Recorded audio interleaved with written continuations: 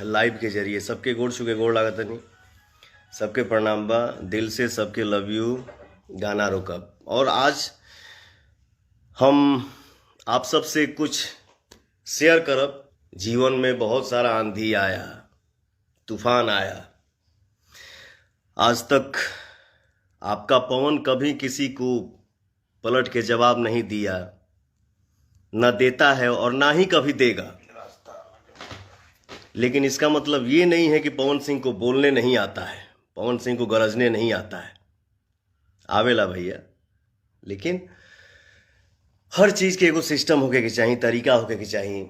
अपने समाज में कुछ ऐसे बंदे हैं, कुछ ऐसे लोग हैं जो भोजपुरी के इमेज को, मतलब क्या बोलूं, मेरे पास कोई शब्द ही नहीं है, मतलब गंध कर रहे हैं, गंध कर चुके हैं और गंध कर दिए हैं।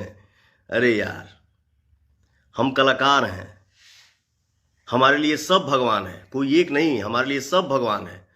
हम कलाकार के लिए जाति मायने नहीं रखता है कि हम पवन सिंह हैं, फलाना जी हैं, फलाना जी क्या है, फलाना जी क्या है, फलाना जी क्या है। अरे नहीं भैया, खूब मस्त रही जा।